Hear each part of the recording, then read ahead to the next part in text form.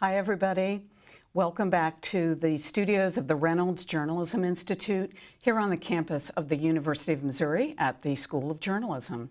And that's really meaningful to me today because one of our first guests is a former journalist like me.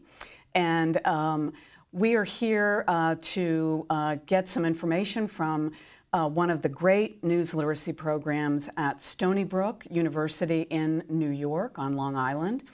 And before we start and before I introduce our guest, I want to remind everybody that you can participate if you have a question during our session, if you're here live, you can enter it in the chat and we will make sure the speakers answer that question.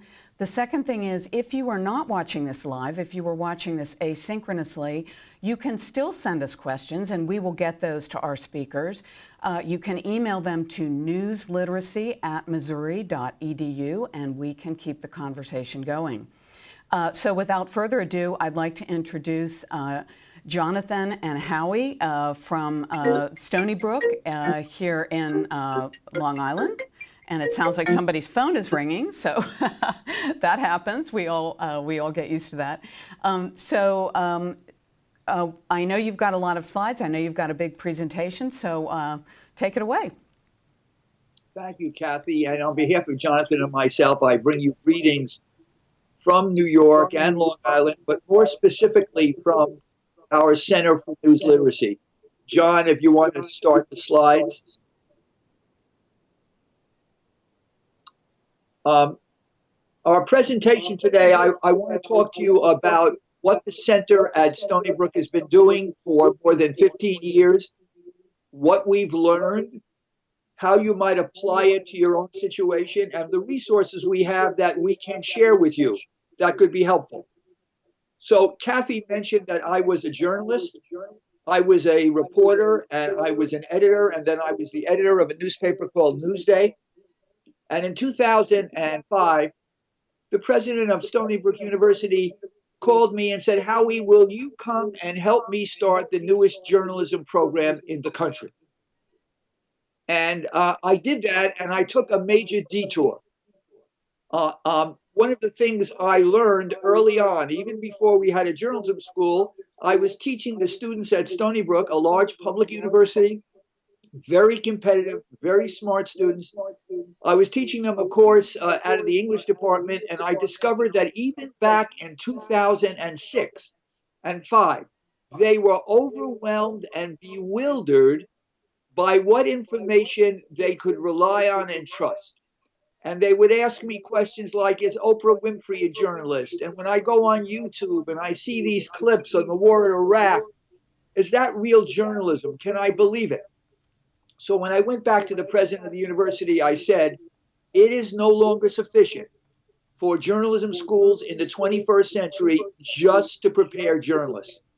That won't be enough to guarantee the future of reliable journalism or democracy.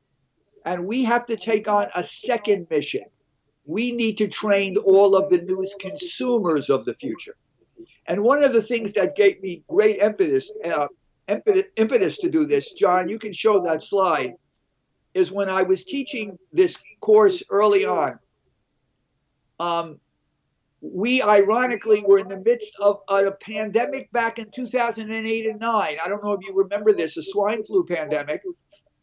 And the president of our university, who is being installed in the slide, Stan Stanley, was a physician and was given the vaccine and urged every student at the university to take that vaccine because this particular pandemic was disproportionately affecting the health of 18 to 25-year-olds, some of whom were dying.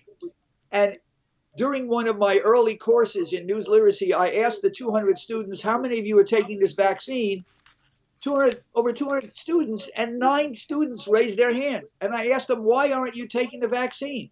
I'm not your doctor, but what's going on? And a hand goes up. It doesn't affect me. It only affects old people and young people. Not true. They were not following the news. Hand goes up. My mother said it is a conspiracy by the drug companies. Hand goes up. The vaccine is more dangerous than the disease. And here's how I know it. I went on YouTube and I saw a clip. And the clip was of a Washington Redskin cheerleader who took the vaccine and can only walk backwards. And that clip, that video clip, was in fact viewed by tens of thousands of people. And it only turns out that, in fact, that person never got the flu vaccine for this particular flu.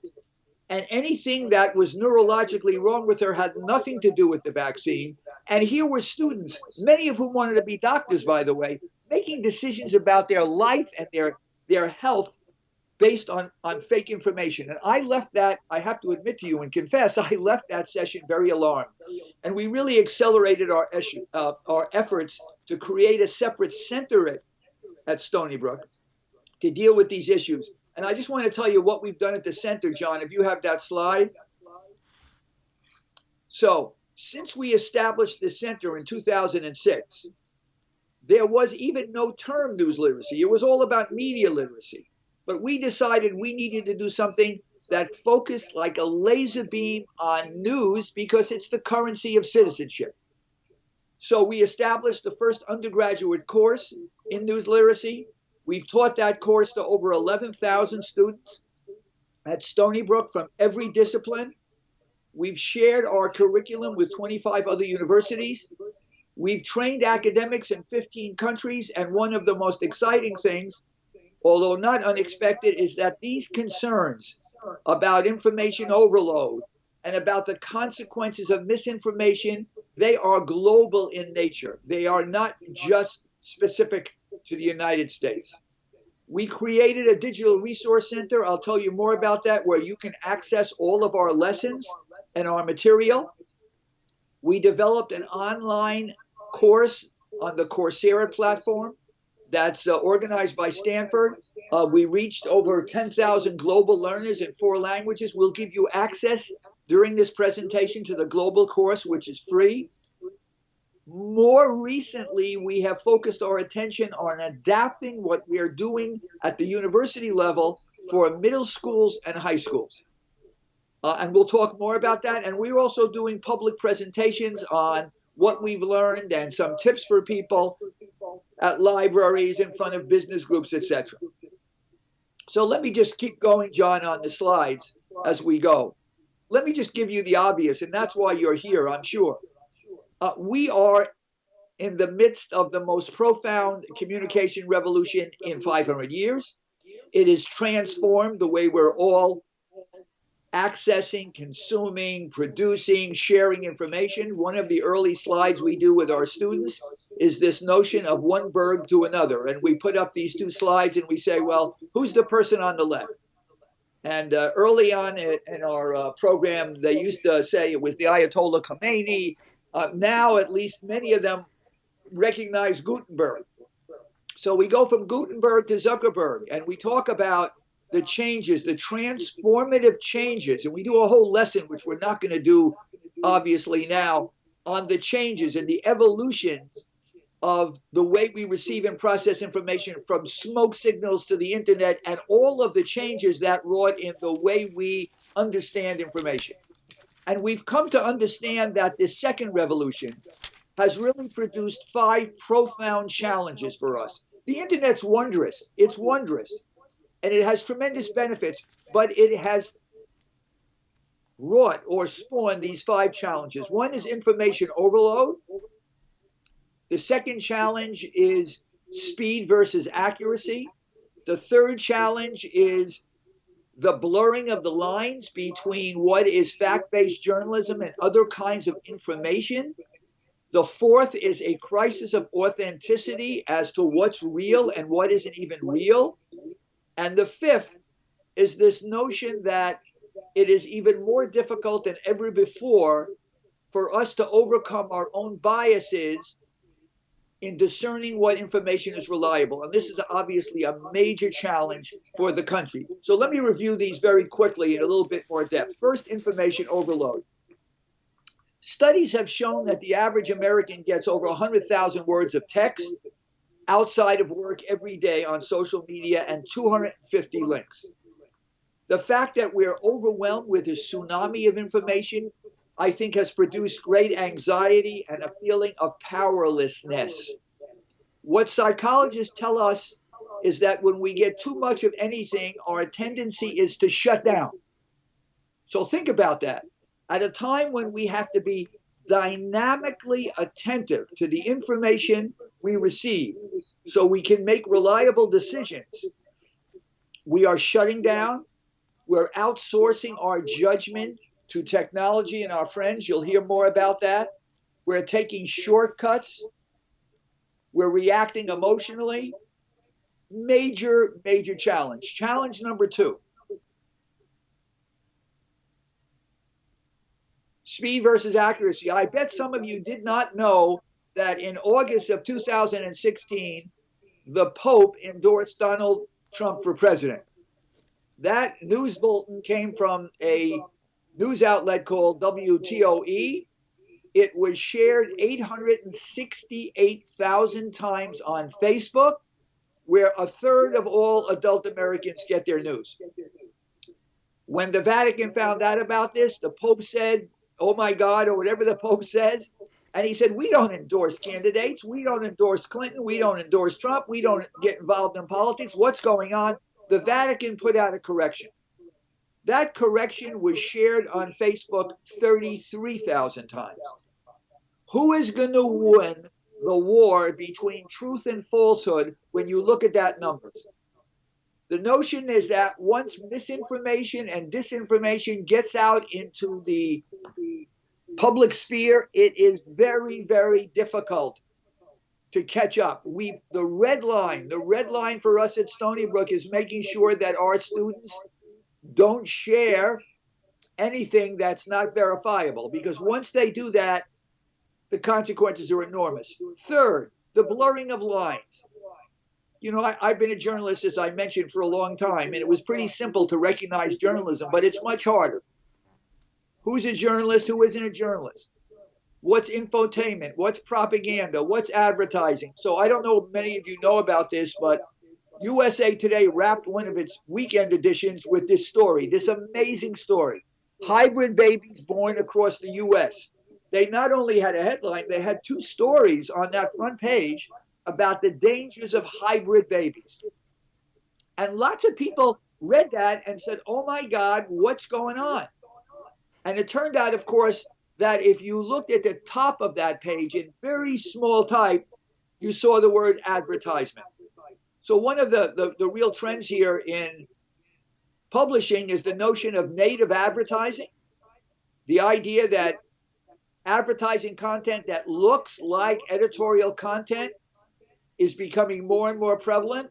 It's just one of the ways news consumers are being confused about what journalism is and what it isn't. And if you can't identify journalism, if we can't find the journalism, we're never going to make sense of the news. So, the fourth crisis, if this crisis of authenticity. Let me play you, John will play you a quick video clip. Some of you may have seen this.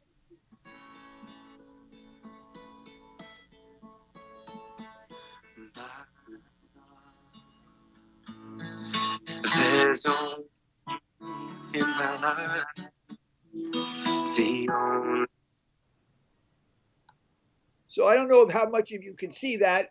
That is a video clip of Ukrainian President Zelensky and his wife Olena singing Endless Love to each other. It is an extremely touching video.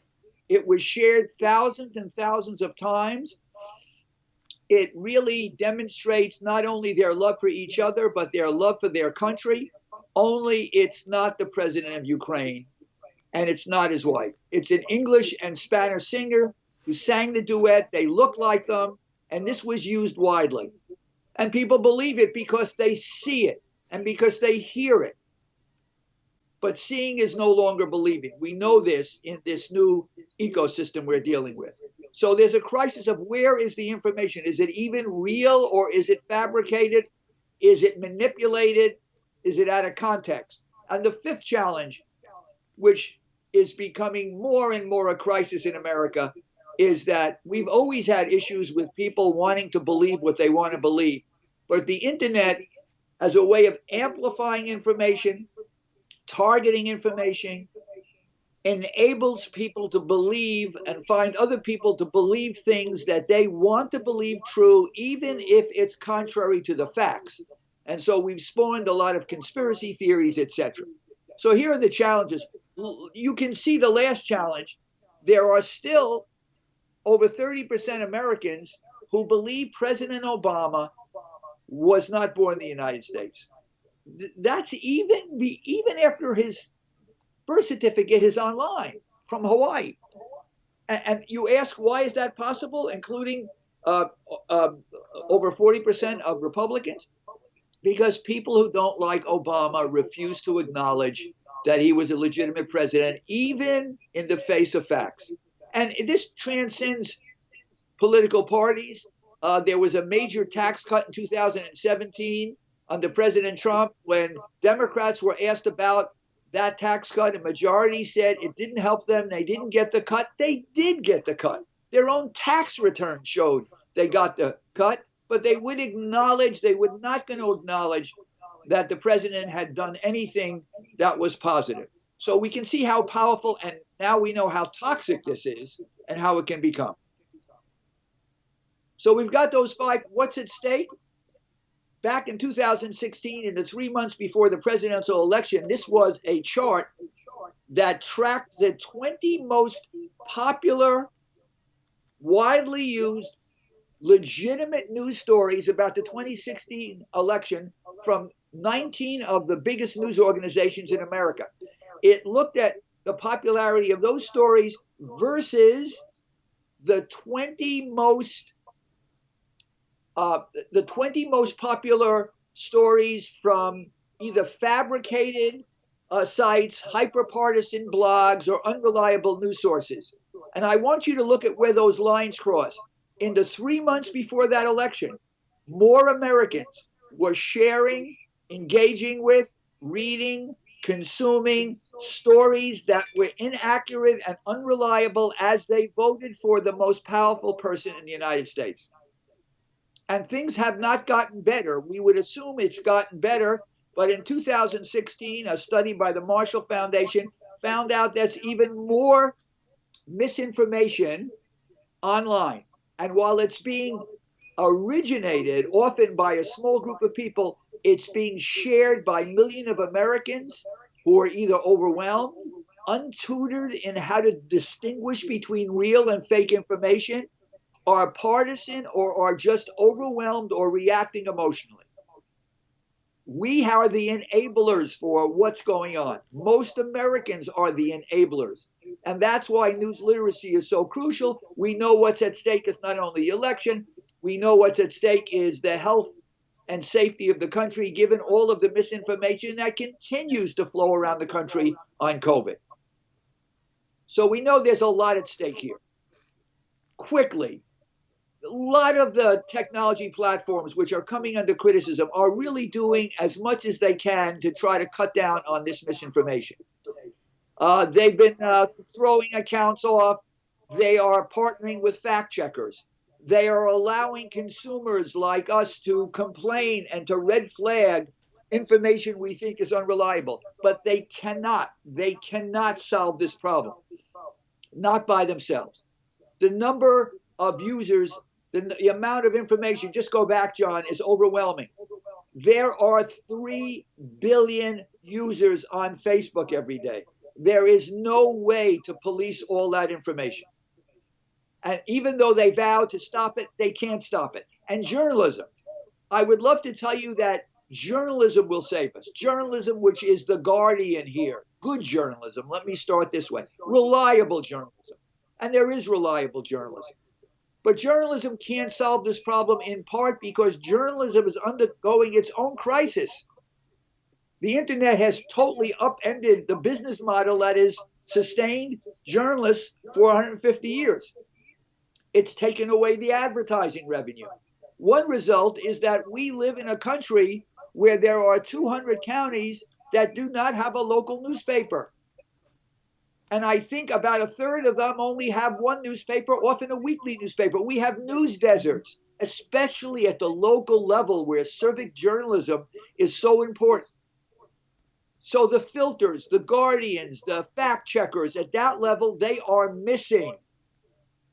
So that suggests that if technology can't totally solve the problem, journalism can't solve the problem, we're going to have to solve the problem. And that's what news literacy is about. And John's going to tell us now a little bit more about what we do at Stony Brook, what we've learned, and how we can help you.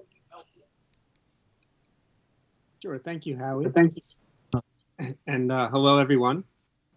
And so, as Howard mentioned, there are a lot of people, a lot of institutions that have to play a part in trying to correct our infodemic. And news literacy, as we try to get it across to our students and our various audiences, is that it's an effort to kind of reinvigorate our civic responsibility by responsible sharing, by exercising our critical thinking skills, finding reliable information that we can rely on and share with others. So here's how we define news literacy for our students: the ability to use critical thinking skills to judge the reliability and credibility of news reports, regardless of how they consume them, whether they're written, whether they're video, whether they find a website, whether it comes their way on social media. And as I'm sure is the case with those of you who are teachers and librarians, the younger people you teach are more and more relying on social media for news and information. And the end goal of news literacy is to help students find actionable information, what we call actionable information. Reaches a certain threshold of reliability that you feel confident you can reach a conclusion, that you can act on it. The action can be as mundane as carrying an umbrella with you because you think it might rain, or as profound as who you're going to vote for during a presidential election. Can you make a judgment? And of course, this last question, which is growing more and more important: should you share this information? In my parents' day, ripping a news story out of the newspaper and handing it to someone, that's not quite the same as being able to, with a click of a button, share a story, share information with hundreds of people, and if it takes on a life of its own, even far more. So here is just a very quick glance at our approach to news literacy, broken down into a number of themes. We start off by talking about the stakes in this struggle to be news literate. What is news literacy, why it matters, and how we gave you some of the context for that. How living through this time in which our communication environment is upended, and it can be confusing, it can be stressing the power of information and also the power of misinformation. There's this struggle between powerful people, journalists, and we're all caught up in it, recognizing the importance of information. Third, giving students a little peek behind the curtain. What goes into determining newsworthiness? Who decides? And also emphasizing their role.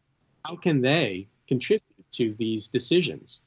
Whether it's through what they read, what they watch, what they share with others.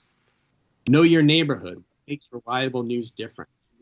A critical first step in being news literate is to first being able to spot the news, especially as the lines blur, as Howie said. And it's growing difficult to tell the difference between reliable news, advertising, like native advertising, and so on. And then we have a series of lessons about truth and verification, evaluating evidence in a news report, evaluating the sources, people who give evidence. Sixth, going into fact-checking, how they can play the role of fact-checker so they don't share false information with others. Fairness, balance, and bias. Not only in the news, how to spot it, what is bias, what is not bias, but also their own bias and how they can confront it and overcome it.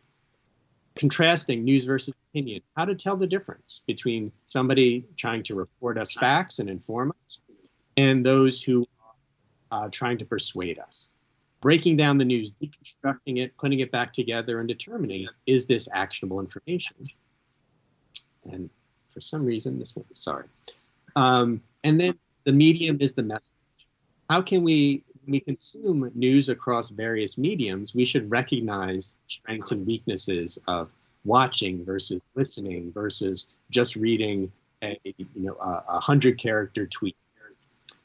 And then how do we confront digital age media so that we can take advantage of all of its bounty, of its great benefits, but also confront the challenges that Howie laid out a moment ago.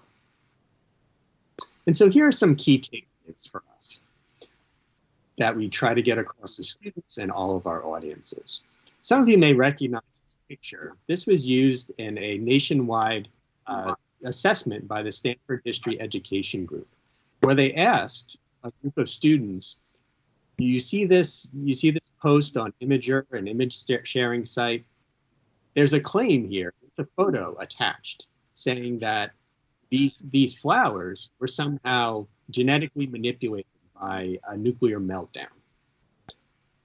Okay, well, the first response may be, well, I see it with my own eyes. It's in that picture. But if we just pause for a moment and interrogate it, ask even simple questions like, a second, who posted this? Look at this username. It's incomprehensible. So I don't even know who this person is. Should I trust them? And then we look a little closer, say, well, how do I know this is cheap? How do I know these flowers were actually affected by a nuclear meltdown? How do I know that there are defects involved here? The fact is, we don't know, just based on this short claim, this unfamiliar social media account, and this one picture alone. So interrogation is key.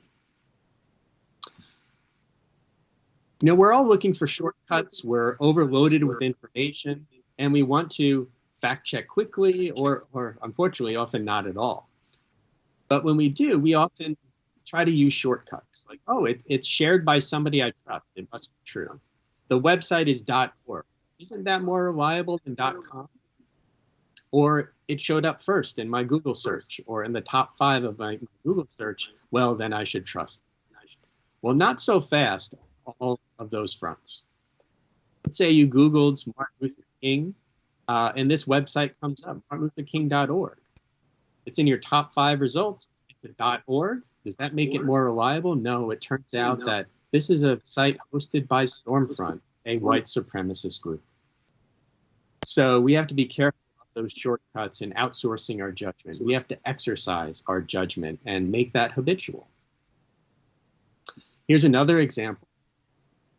No matter how smart we are, no matter how capable we are, we're all susceptible to these, to the pitfalls of our information age.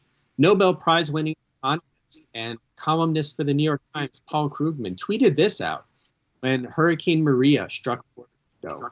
Cholera in a U.S. territory among U.S. citizens in the 21st century. Heck of a job, Trump. So he's highlighting that there's this bacterial outbreak that's sickening people, and blaming the president at the time, Trump. But here's how he followed up. Okay, cholera not confirmed. Conjunctivitis, yes. Lack of clean water. Situation worsening, not improving. Makes it a risk, but not certain. What went wrong here? It turns out there was no cholera outbreak. What happened? Well, he tells us he works for an independent news outlet, and that's supposed to be accountable. So he says, in the heat of the moment, I got sloppy. I saw a tweet about cholera from someone I usually take seriously, assumed there was reporting behind it, and tweeted it out. I was wrong and admitted the error. So even he, a very capable and accomplished and intelligent man, fell prey to this. His own biases against Trump, his tendency to trust the sharer instead of the originator of the information. Jonathan, I just want to jump in for 1 second, because I think that's such a great example of two things. One that Howie talked about, which is confirmation bias, and how we are all so susceptible to it. Even somebody like a prize-winning economist like Paul Krugman. And obviously, he doesn't like Trump. We know that if you read his columns. And for him, this was a really, it was just something that he wanted to retweet. And what I always tell students is, if those fingers are getting itchy on the keyboard, that's when you should pause. But the other thing about this that I think is really important, and it's a point I like to make when I tell people, how do you find reliable news? And that is, he corrected himself. And, you know, we in the news business try not to make mistakes, but we're human, so we do. To err is human, to correct is professional. And so one of the things I look for in a news site is, are there corrections? If there are corrections, it tells me that that organization cares about the reputation of the people it covers and cares about the reputation of its own organization. So I just wanted to interject because I thought that was such a fantastic example. Yes, thank you. And just to highlight that point even further, we mentioned blurring of the lines, and we teach students that one way to so-called unblur the lines is to look for information providers that live up to three principles. One is there's a process of verification. Two, they're independent, which means that they're not a front for a political party or a business. And the third is accountability, and that includes taking responsibility for their mistakes. Unfortunately, not everyone on social media is as accountable as Paul Krugman was here. There are anonymous accounts, there are fan accounts, there are dummy accounts, and how many people take that hard step of admitting when they're wrong? Yeah, and there are also organizations that kind of try to pretend, they masquerade as legitimate news organizations. I'm sure you've got a whole catalog of them, but either organizations that are spun up by political organizations to look like a news site, or a fake, outrageous news site that pretends to be a legitimate, well-known news organization. So it does, it makes it more difficult, I think, for people to try to discern which is a reliable source. Yeah, the example we saw earlier about the Pope endorsing the Trump, it was from a site called WTOE5 News, which kind of has this appearance and the trappings and even the name that almost sounds like it could be a news organization somewhere, but it was completely filled with bogus, fabricated news like that one story. And so to continue a bit further, another key takeaway, this is also thanks to the Stanford History Education Group, whom I mentioned earlier, who did this nationwide assessment of students' capabilities when it comes to finding, spotting disinformation and finding factual information.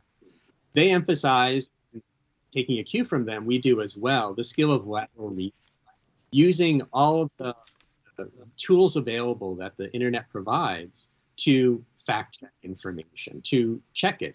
And it could mean debunking it or confirming it. Either way, in the end, we're better informed and better off. And so this is an example that we use that kind of captures any of the possible pitfalls when we face information online and on social media. This is an Instagram post from a recognizable figure, the famous actor Leonardo DiCaprio. And you see this photo, there are a bunch of trees on fire. And here's the text. Terrifying to think that the Amazon is the largest rainforest on the planet, creating 20% of Earth's oxygen, basically the lungs of the world, has been on fire and burning the last 16 days running with literally no media coverage whatsoever. Why? Okay, so if we're just looking quickly, we may think, oh my God, that's terrible. Leonardo DiCaprio is concerned about this. I know who it is. I trust it because I know this person. I better share it. But we have to pause, take a closer look, and see that, oh, this is actually a regram, meaning that DiCaprio was not the original poster. He was sharing something somebody else posted, someone named Nick Rose. And there are a number of claims in this Instagram post that we could easily check. Does the Amazon really produce 20% of the world's oxygen? Look that up, and National Geographic says no. And this is just one I selected. Atlantic Magazine says no. A number of sites fact check that and says, well, actually, that's not true. All right, but that's beside the point. What about these fires that no one's covering? Oh, wait, everyone is covering. there's a mountain of coverage of the fires in the Amazon rainforest, and this is just a small selection of headlines about it and some photos from news organizations. And what about this picture? Well, I did a reverse image search on a website called tineye.com, and the first results, as you see, there were a few results: nature.com, Scientific American, but the top result was alamy.com. Alamy is a photo site. So let's go to that site, check out the photo. All right, it's a real photo. We see who took it. See, the photo is not dated, and it's not specific as to the location, but let's look up the photographer. It is credited. Well, it turns out the photographer died 2003. So that's not even a current photo. So there were fires in the Amazon, but that one Instagram post, which if we're just looking quickly, we see Leonardo DiCaprio is concerned about something. I am too, I better share it. But we see that there are two false claims about the 20% oxygen, about nobody covering it. It turns out the photo was at least, that was from 2018, I believe.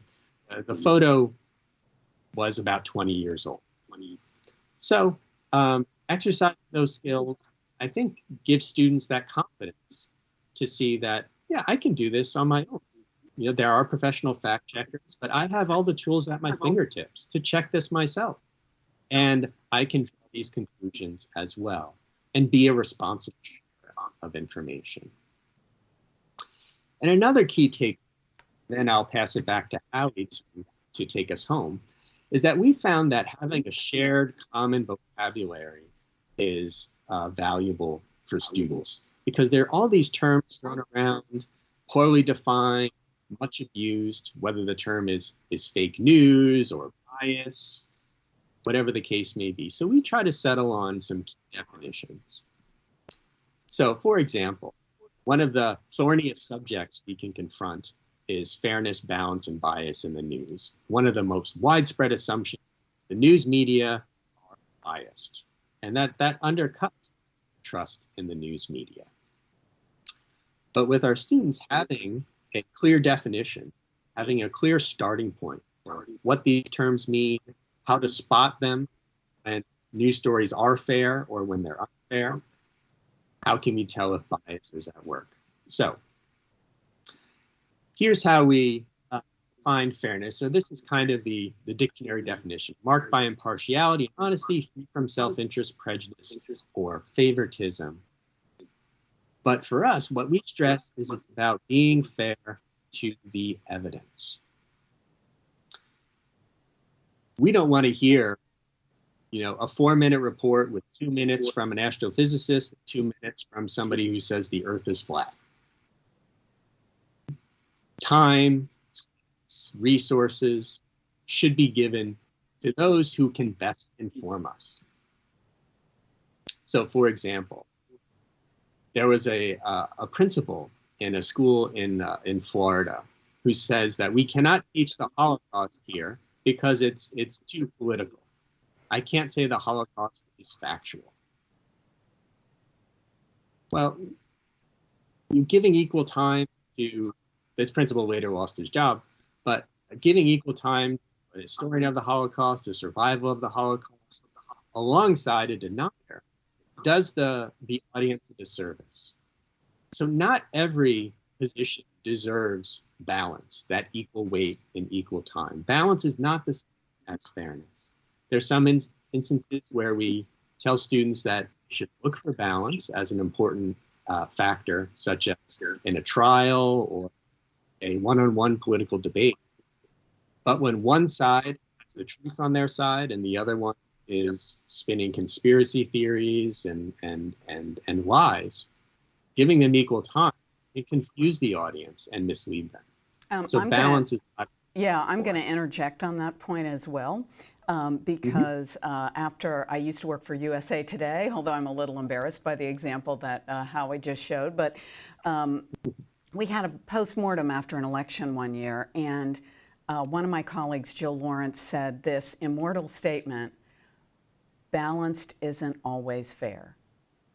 And I think if you try to be, and I would caution our viewers to look for this, if you're always, if it's both siderism on the one hand, on the other hand, and no judgment is made, you're not offered the evidence to help you make a judgment, that's laziness. You know, we like to say in the news business, it's not our job to say, Howie says the sky is purple and Jonathan says the sky is blue, and just report that. We need to go outside and see what color the sky is. So a good news outlet will do some independent evaluation. Exactly, and weigh the facts, serve as that kind of referee for the truth, that filter that Howie mentioned earlier. And another critical term, but one that causes a lot of confusion and consternation, is bias. And now here's the kind of dictionary definition. Someone's biased, they let their predispositions, their preconceived notions distort their ability to fairly weigh the evidence and reach a fair judgment. But if we're looking for that in the news, we can't read people's minds. How are we supposed to tell that somebody is biased unless we do a deep biography? And even then, we may not know. So what we try to teach students to do is to look for a consistent pattern of unfairness. You know, one example of an unfair story can be a result of many things: sloppiness, time pressure, just a mistake. And we would hope that they would correct that mistake and be accountable. But if they're consistently biased, they're consistently unfair against an individual in the limelight, a politician, or a particular ethnic group, gender group, whatever the case may be, then it's harder and harder to shrug that off and say, oh, it's just a mistake. No, it's 15 mistakes in a few weeks. It's hard to write that off as just an error. And then bias. It's fair then to conclude that there is some bias at work because of that consistent pattern. So again, coming back to these key definitions as a kind of port in the storm to give us our bearings. Now, there are some cautions when we try to spot bias. Now, evidence of one outlet's bias does not prove media bias in general. Right? The way I put it with students is that if you eat at one bad restaurant, it doesn't mean all restaurants are bad, right? Just because we could spot, say, bias in one of the New York tabloids doesn't mean that every news outlet out there harbors that same bias. And it's also important so that we're not led astray. We want to recognize when someone in power levels false charges of bias because they're just trying to save their own skin. So we shouldn't just accept that a president, a governor, a business leader, whoever the person is, that their accusations of bias are accurate just because we voted for them or like them. We should look into it for ourselves. And this one is a big challenge. It's easier said than done, but it's something we try to do. Be open information that challenges our biases. Have a diverse media diet, talk to a lot of people, look at a lot of different outlets across mediums from a variety of perspectives. One way we try to do this is we have students take the Project Implicit test developed by Harvard, University of Washington, where students take a couple of tests to try to see if there are any implicit biases, say they have about race, age, and so on. And to reflect on, does this affect the way they consume information and how might they? Yeah, we use that tool quite a bit, and I will say that that I'm always disappointed by my scores. I think we all are, because none of us really want to believe that we have any bias whatsoever, right? And we're always trying to find a flaw with the test. Just as with media sources, we're always trying to find bias when it's news that we don't like. So I think those are great exercises to sensitize ourselves to our own weaknesses, and we all have them. Right. And so one last point about approach to news literacy is that one of the key aims of the course is to have students just consume the news and to be regular news consumers. we find that this exercise that we do at the start of the class is valuable. It's a news blackout. We have students 24 hours without consuming the news. Shut off social media. Don't look at weather reports. Don't look at sports scores. Don't talk about news over breakfast with their family and friends. Try to shut out the news 24 hours. And one of the conclusions that a lot of students make at the end of that exercise is that they realize that even if they weren't actively seeking out news, it was still coming to them. They were news consumers whether they were aware of it or not. And so, in other words, they were passive news consumers. And then we say, okay, you're a passive news consumer. This course is about helping you become an active news consumer. And a step along the way is helping them develop a news diet, exposing them to different outlets, having them take news quizzes, any way we can to help them follow the news, see how it informs them, see its value, see how it's worth sharing with others. So news is very much the oxygen of the course. Now, some of the lessons we teach can be applied to history and other subjects, but because news is so essential to us as informed citizens and enriching our democracy, we make sure that students keep up with the news through examples we provide, but also what they find, what they research, and what they bring to the table. Okay, I want to turn it back to Howie to talk about the impact we found with our course and our lessons. So we only have a few minutes, so I'll go through some of these slides quickly and hopefully leave a little time for questions. But John, you want to go to the next slide?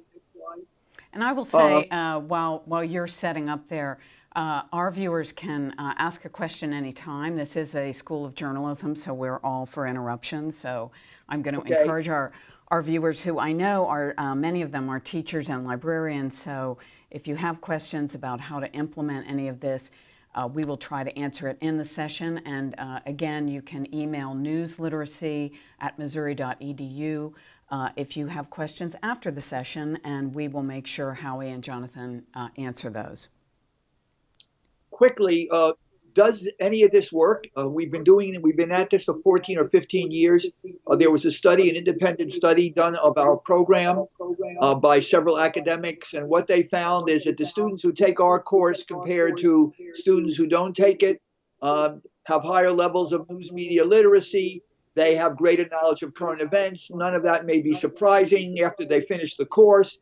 But what was really interesting to us is that when they followed a cohort of these students a year later, much of this stuck with the students. They were still able to apply these principles a year later compared to students who didn't take the course. So that was encouraging.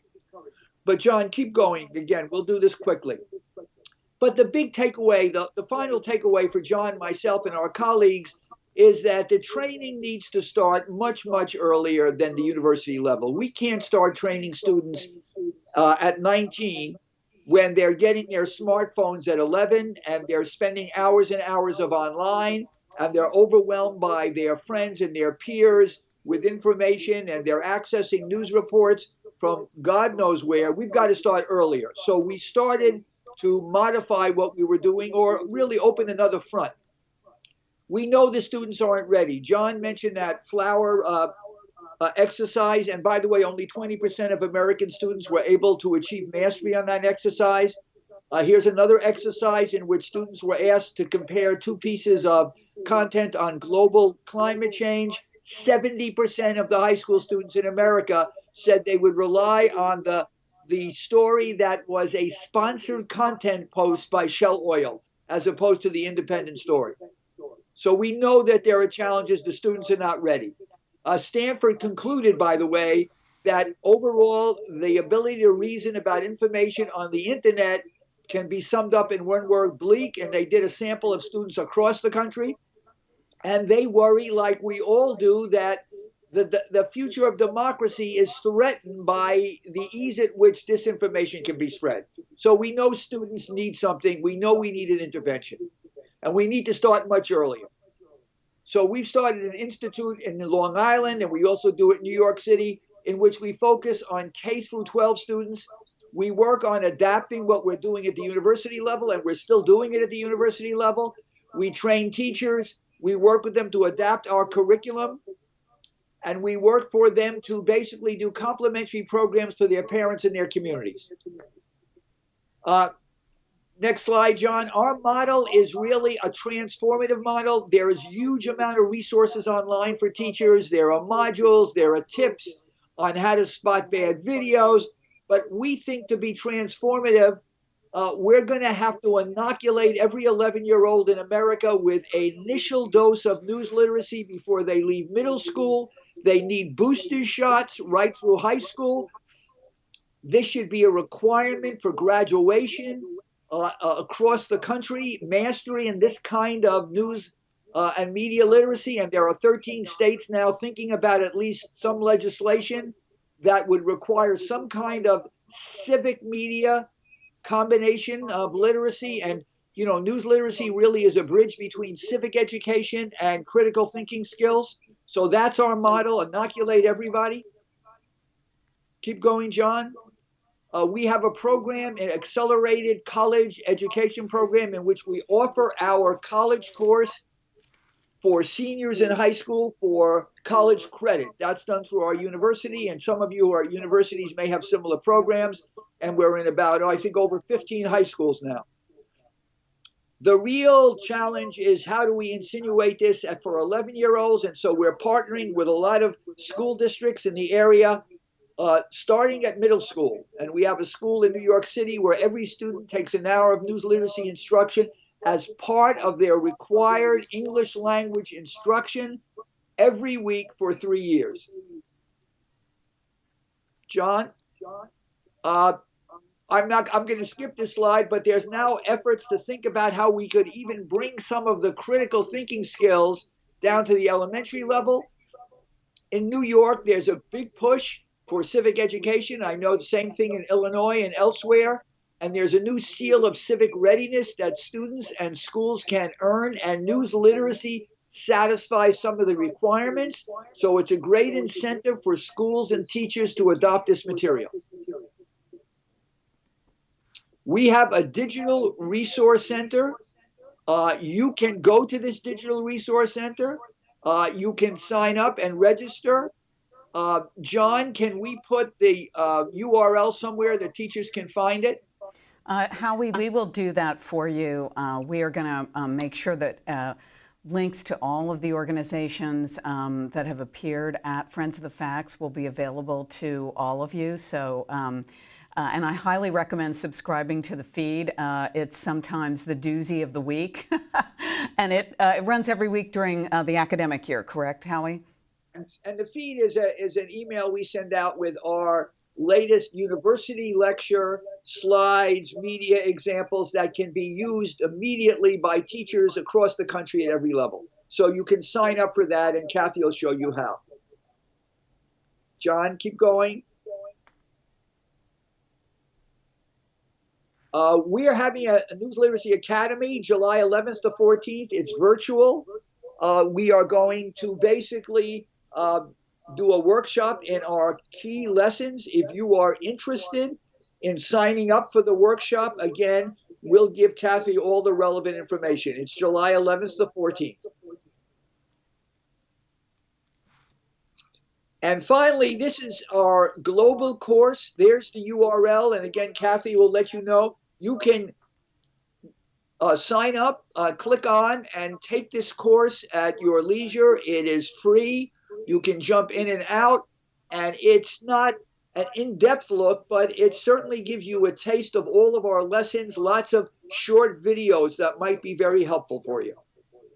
And basically, that's our contact information.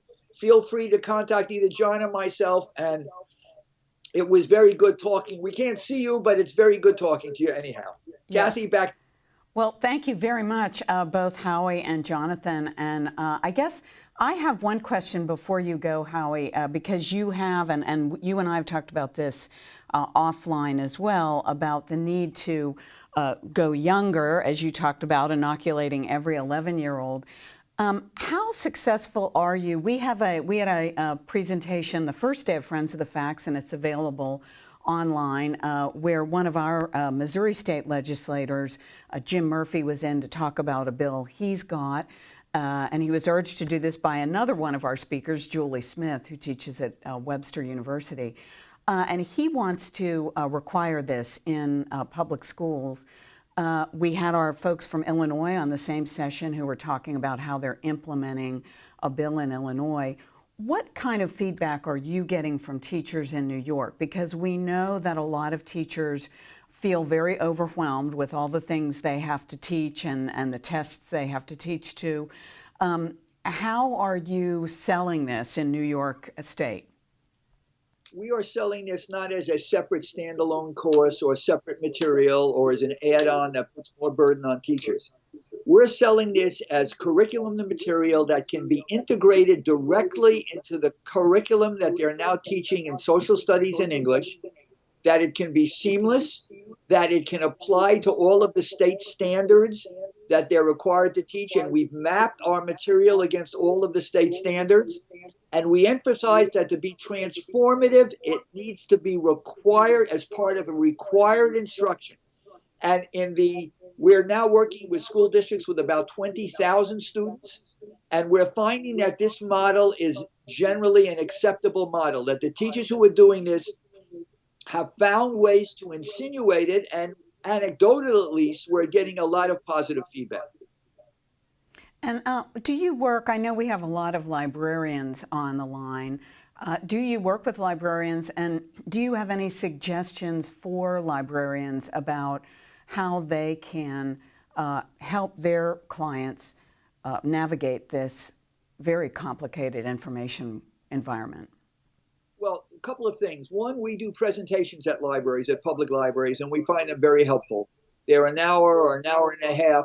We also could provide, and we've been thinking about doing this, providing a version of our course in video format that could be 4 or 5 lessons over 45 minutes each that we think will touch on the major points. The other thing that's going on is that some of our libraries are partnering with the public schools, and they are doing presentations for the community, harnessing the work that the schools are doing. They're even bringing the students from the schools in to be part of the presentation. Great. Thank you so much. I want to thank both of you for taking the time to appear here today. I think this is going to be very much appreciated by the folks who are watching live, as well as folks who will watch later at their leisure. I think we're all learning. Howie, you and I started, our main publication platform was the Linotype machine, and we are learning all kinds of new media and new ways to connect with viewers and readers and listeners. So this is going to be one example of that. I will tell people, just to touch on a couple of topics that Howie and Jonathan mentioned. We do have a session on deepfakes. You saw one of the fake videos of the Ukrainian president. We have a session on deepfakes up there from Scott Christensen, one of our professors here at the University of Missouri. And I will also say that I want to also say that Howie showed you a map of news deserts. We'll provide a link to the latest on that. Penny Abernathy from Northwestern University has just issued an update. I think that's very important for people to understand. And I will also say that this is going to be bookended. We started this session, we started this morning talking about vaccinations and fake news on vaccinations. And our last session today will be with my colleague of the Missouri School of Journalism, Monique Louisi. That will be at 2 p.m. Central. And she will talk about her research on social media and how it is affecting vaccination rates. So very important, very timely topic. I just want to remind everybody, if you have questions, you can email them to newsliteracy@missouri.edu, and we will get them answered for you. And you can tune back in at 11:30 Central when we will be talking about how to teach news literacy. So thank you to our friends from Stony Brook, and thank you to all of you who have been listening. We'll see you back here shortly. Thanks.